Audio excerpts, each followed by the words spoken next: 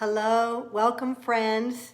It is Tuesday, June 2nd, 2020, and this is 1212 Awareness Moments with Kyra.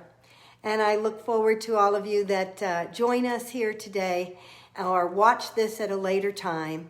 Welcome, Kimberly. Glad you're here with us.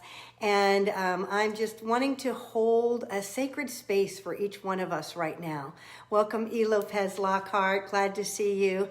And as we are in this time of such incredible unrest, of movement, activity, of a lot of different passion and energies that are being expressed out in the world, you know, we have an opportunity to decide, how do we operate with this? How do we operate within ourselves? How do we respond out into the world? As we are in this experience, we get to really look at what's mine to do with the energies that are up. Welcome, Christiana. Glad you're here.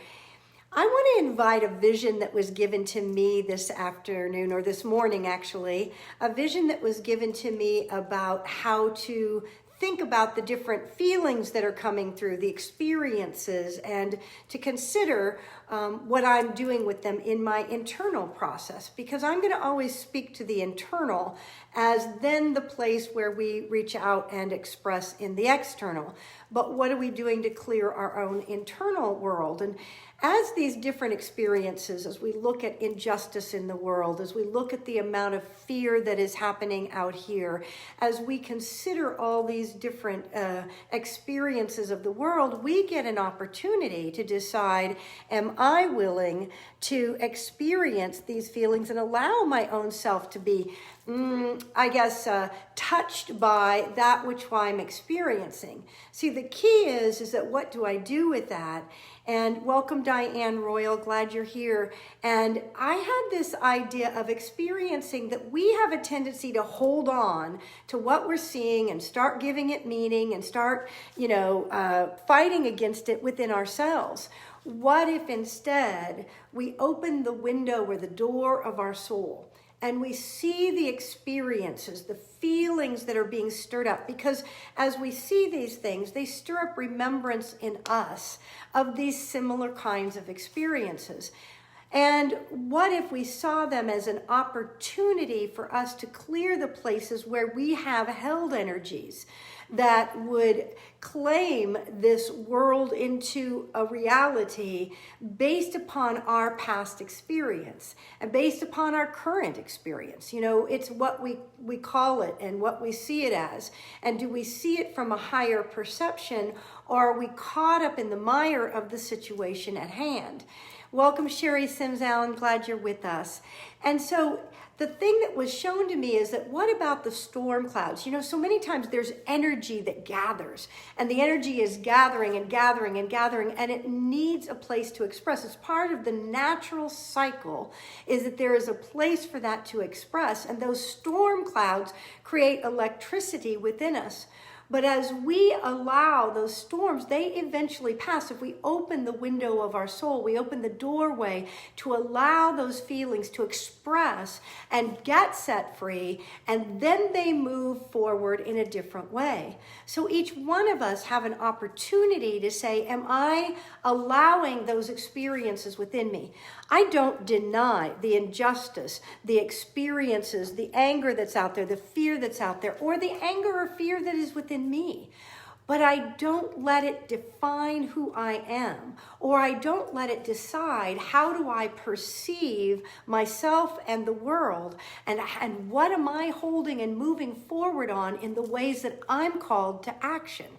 So am I doing it from a place of seeing those storm clouds, feeling all of that?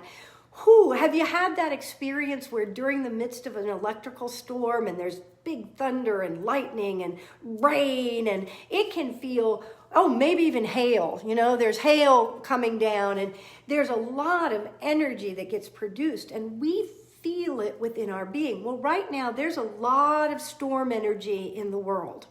Would you agree with me? There's a lot of storm energy, and we are feeling it. And it is triggering those places in us that still carry places of unresolved, of our own anger, our own frustration, our own disappointment with how we see the world. And so what is available to us in this moment is an opportunity then to actually come to a place of saying, all right, I see the storms. I feel the storms. I'm going to allow them their space, just like the storm clouds, to express and then move. They are going to, and I will be called. In what way am I called to action? And don't say that we don't go comfort those that are hurting, or we don't take action on things that we feel a passion about responding to. You know, we use it in a way that fuels our passion, but it from a place first where I choose to see the storm, let it pass, open my soul's door, my soul window, so it passes through, and recognize there will always be a rainbow on the other side of the storm. And that there's a promise in that. There's a promise for something greater that is happening here. What if a part of what is happening is we are meant to come to a place of greater harmony, of love, of heal the separations that we have bought into and believed? What if this is the greatest thing that ever happened to help us really achieve that end? Somebody asked me the other day if we were back in 1968, and I said, you know, I hope not. I believe that we're here in 2020 for a reason, because we're now moving on to where we are bringing up the festering that is still continued, that has never been resolved, so that we can actually find some serious healing here. And a lot of times it's got to come up and out. That electrical storm is igniting those parts of us that are unresolved within our own being, that are unresolved in our collective. For us to create a new world at this time, we must first allow that energy to come up and out and open to the rainbow at the other end, right? To allow those storm clouds and to be inspired by those. Let them activate your passion in the way that is yours. Let me just welcome for just a moment Greg Stamper, Harold Schultz, Jackie Lawson, Anna Cavazos, Bev I might say your name like Babe. It's my cousin and I can't even say her name right. That's okay. Jeff Lobeck, Andrea Sibilia. I'm not saying that right either. I can't get to words in that part. Diana McBride. My mind's not in that part of my brain. So anyway, what I do know is that when we are opening for this divine awareness to say, what if I perceive in this moment that the greatest good is happening for one and all? That the stirring and the storm that is occurring is truly igniting a passion for us to find our way home, to go through the storm, to get to the rainbow on the other side, to actually understand at a level we've not allowed ourselves to understand where and how we've perpetuated separation, how we've perpetuated greed and all the different things of this world. And we're beginning to open to a divine awareness that we can do it differently. Now, at first, we go back to the old patterns, right? We go back to the same ways, but then out of those come a new understanding and a new awareness. There are those of us that are here as light workers, that are here as a presence for that divine grace. I read this in a Paul Selig book this morning that said, where there is no fear, there is grace. It just ignited everything in me at that moment. So what is grace but this flow of infinite creative light, of an opportunity to have a grace-filled existence? But it takes a place where there's no fear. It already exists, but we're bringing those fears up and out, and so that they can be released and freed, and we can begin to experience the power of the grace that is there. So those of us that are holding the light, that are holding the possibility that this is all a part of a divine plan for greater healing, for wholeness, for the revelation and revealing of the true light of one and all, of our interconnectedness, all of those things are happening. And when we know that, yes, Gandhari, yes, Andrea, each one of you are speaking, you know this truth. I'm speaking to the choir here, and I am so grateful because you're holding those truths. You're living into that. But we need reminders. We need reminded that this is a time to allow those storms and let them fuel that electricity within you. Let it be expressed. We're just choosing to focus it in a way that brings greater light and good and awareness into the situation. We hold that this is all the revealing of the rainbow as that storm passes, as this movement, as we open to that which needs to be fettered out and brought forth to be the healing and the freedom for each and everyone.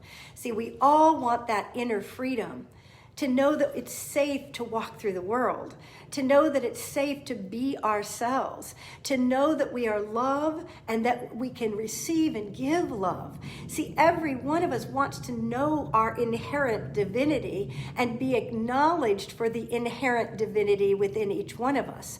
The namaste, I bow to the divinity in you. See, we are all hungry for that. And anything that is unlike that, that unrest that is coming and showing us where we're not holding that truth. We may give it lip service, but are we really living that there is only this one presence and power, this divine awareness in all of existence? If so, then I recognize the movement of spirit in the midst of this, and I allow the winds of spirit to move things. I do what is called for me to do with my passion and my compassion. And each one of us are going to have a different calling. Some are to sit into the light and hold peace. Some are to take action out on the field of action and be out and be a peaceful protester. Some are to comfort our friends and our loved ones who are going through a hard time. There are many, many ways. Some are called to be activists. And so you know what your calling is, but it's the key is, am I doing it from a place where I'm seeing and participating in the release of fear, and instead holding a place of light and knowing where without fear, grace happens.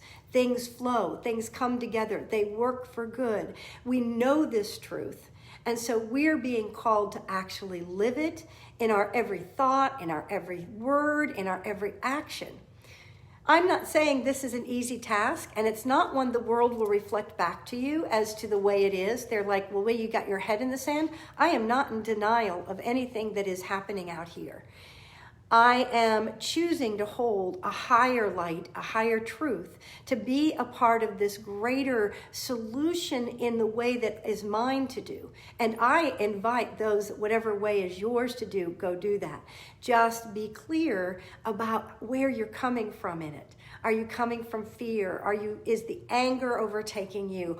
Or are you really knowing that there is a higher truth that is coming forth and being brought into our presence? I don't believe we're back in 1968. I believe we're in 2020 where we're clarifying our vision, where we're coming to clear vision about how to do this anew. A friend of mine, Hataji, had put a post up today about the 12 steps of recovery for white racism, for our having racism in our viewing, but from the white supremacist kind of attitude that is so subtle and pervasive in our society, and we don't even realize it.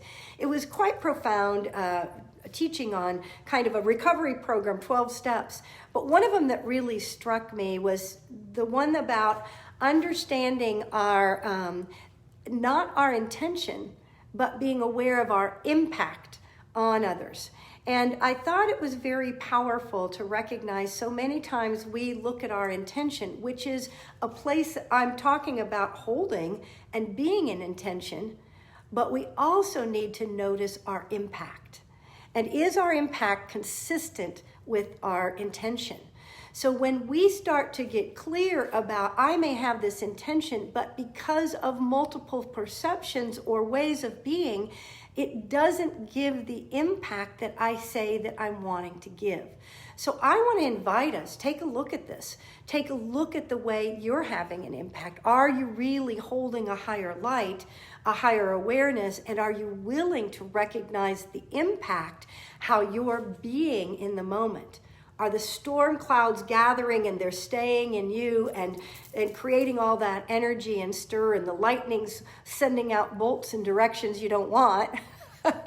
Or are you open to the open window or open door of your soul to allow those clouds to gather and move through and release that energy as a part of a cycle, but they move to the rainbow. And in that, then I get to understand and notice my own impact, my own choices. What am I doing and being that is creating a different kind of experience for one and all? Am I being the light in the midst of the darkness? I think it's important. I posted something this morning that said, if you see only darkness, take another look. Maybe you're the light. Maybe we're called to be the light, to know a higher truth, to see the inherent God consciousness in all of life, in all of the experiences that are happening. Are we seeing this as a call, as a presence of love, as a presence of light, no matter what it looks like? Are we seeing the God in the midst of it, or the divine, or the universal flow of consciousness of light, whatever name you give to that? Hold to that truth, then take the action that is yours to take. I'm so grateful for each one of you being a presence for light in our world. We are making a difference. We're stirring up exactly what needs stirred up at this point. It's beautiful and it's magnificent. And we just have a tendency to call it good, bad, right, wrong, good or evil. And if we stop that and come into the place of there is one power and there is one presence that is active in the universe right now, always moving us to greater good. There is a cleansing, a purging, a clearing, a activation of that which needs to be brought forth for us to find this healing and wholeness. Thank you for being the light in who you are and how you are, for releasing the fear so the grace will flow. God bless you, friends. Have a fabulous day. I'll see you tomorrow.